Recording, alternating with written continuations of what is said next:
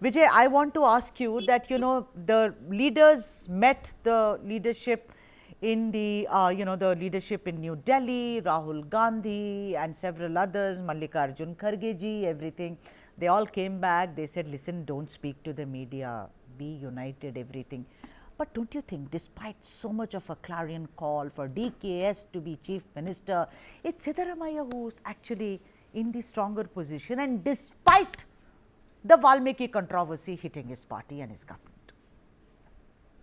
Good evening, Sudha. Pleasure to be on your show again. Hi. And let me tell you, as far as this particular debate is concerned, it's a never-ending debate. It's a never-ending till such time that, we see actually a change of guard. And that is something which, we also need to understand that today the government is in a stage, I'm talking of the Karnataka government, where it has so much to answer for. Accountability, we have, high price, fuel prices were increased, and revenues are depleted, the 5 guarantees need funds. So all these issues somehow get swept under the carpet till such time that, who will be the next CM, should there be a change of guard, and that's what we all keep discussing. And this is not just in the media, it's also at the corner meetings, tea stalls and all that, where people love to discuss politics, whether DK Shivakumar has the merit, or whether, Siddaramaiah should continue for the kind of governance he's given. So this will be something which will continue, and it helps both the leaders in a way to actually escape responsibility also for, the kind of work that are not happening in the government. And that's something which I think so could be something where both the leaders would be happy to, actually be busy with this kind of debate and keeping the people engaged in this kind of thing. But the longer term fallout of this, the kind of factionalism that is now rising in this thing, this could have a long-term impact, and that is something there where we see the the party lines are getting hardened up, and the kind of diktat which has been given by the KPCC president, who himself is also the deputy chief minister, that nobody should speak about it. But we've seen leader after leader coming out and saying that you can't silence us, just because you don't want us to talk about all these issues and everything. So this could be actually helping both the leaders in terms of deflecting issues, but clearly this is something the debate will continue till such time we see the change happen. But the thing is, Vijay, that it could be very well, like you say, it is to deflect, any kind of attention, because the fuel prices have gone up. There was also talk about bus fares going up. Of course, the guarantee schemes, which some are saying is in a bit of a shambles, which is expected. Their major loss during the Lok Sabha elections. Now, the thing is that why is it that there is a clear-cut factionalism, when it comes to Satish Jarkioli, Rajanna, Parameswara on one side. It is very, very Rajanna. Now, look at it. Although Siddaramaiah has said, let us not jump the gun, Rajanna says, DKS wants to give me a notice, let him give me a notice. Who is this seer who's talking in favor of DKS? Our country will run according to democratic principles. This is unheard of, I mean, at least in Karnataka, where the seers play a very important role. But Rajanna coming out and, defying the seer, don't you think that now the situation हद से ज़्यादा गुजर गया है, हाथ से निकल गया है? Exactly. That's what I was telling you earlier also, that, it's going to have a long-term dent on the party, with this kind of factionalism coming out to the fore. Now, the important thing we also need to keep in mind over here is the growing influence of the mutts, the seers. That is something which is, now driving the politics of Karnataka. We don't know whether Karnataka politics is run from the mutts or whether the mutts are run by the Karnataka politicians. So that is something, the questions are asked about time and again as to where does the role of a seer or a mutt head come in terms of deciding who could be chief minister. If these people have taken sannyas and they are, looking at their religious duties, for them to step into, the day-to-day politics is something that people ask about or discuss about. And that's something that, let them not interfere with the politics. Because what it's doing is, Karnataka seems to be moving away from development politics to caste politics on a stronger platform.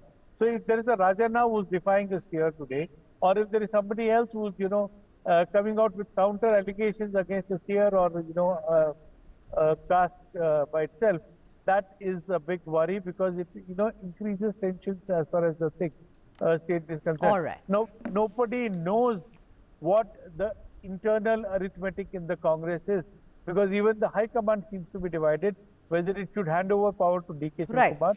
And I feel he merits the thing that he deserves to become the Chief Minister after having delivered the kind of work that he's done. Oh, so you are saying DKS deserves to be the Chief Minister. All right, let me also welcome Dr. Itnal into the debate. Dr. Itnal, it is very well known that, the High Command is also, like Vijay said, it's in a conundrum. It does not know what to do. Should it ask Siddaramaiah to take a back seat? Should it ask, and become the Bhishma Pitama and someone who is guiding the party as well as the government, not government, but the party, and let DKS take over? But the point is, apparently, DKS's style is such, working style is such, that is already created a lot of controversy amongst his own party members as well as colleagues in the government.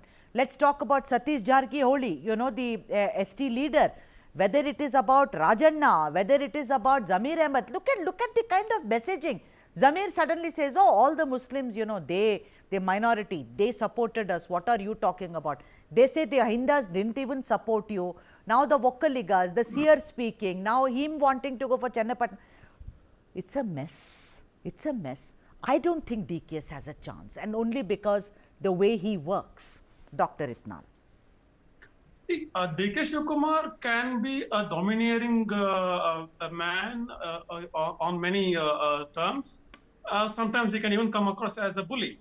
But having said that, why the High Command today is in a fix? Not only today, last year around the same time also, it was a very difficult situation for the High Command.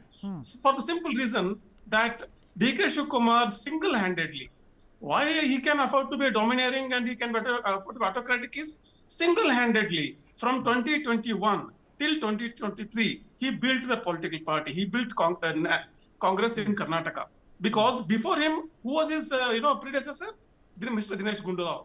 Mr. Dinesh Gundurao is said to have told many party members that to run the Congress office in Bangalore, we need 5 lakh rupees a month. Who is going to give me that?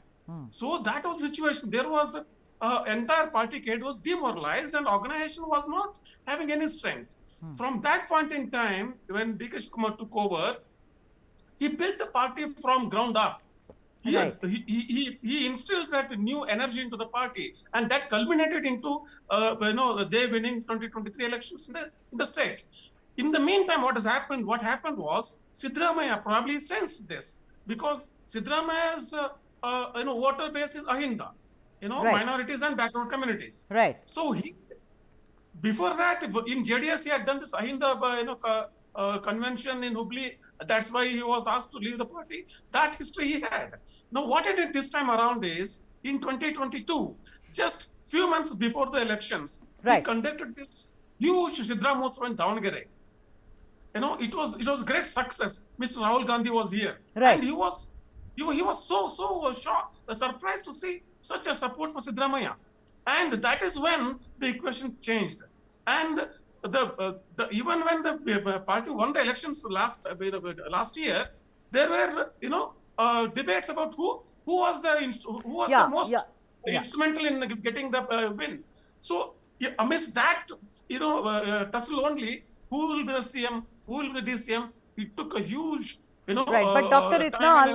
Itnal, I am running out of time. Tell me something, that this is a debate, like Vijay says, Sudha, it's not going to go away easy unless it's this way or that way. Vijay says, why can't DK Shivakumar be the Chief Minister? I am asking you, Dr. Itnal. You watched, Karnataka. What do you think? Siddaramaiah being the senior man who has enjoyed power for one term, and he is also the second time the Chief Minister, and there has been unwritten agreement, unwritten pact last year that Siddaramaiah will make way for DK Shivakumar to take over, and that one should respect that. It's a gentleman's word. Right, but the thing is, it is also apparently to satisfy when the caste census, unofficial as it were, was carried out. The Lingayats were very angry, the Vokkaligas were very angry.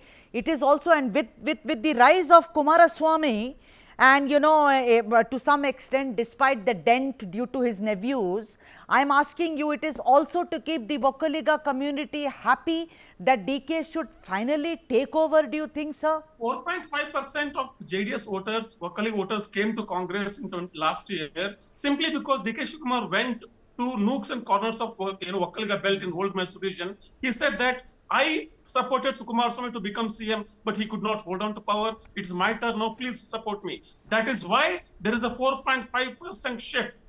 And if you have to keep Vokkaligas happy, DK Shivakumar must be given an opportunity to be the CM.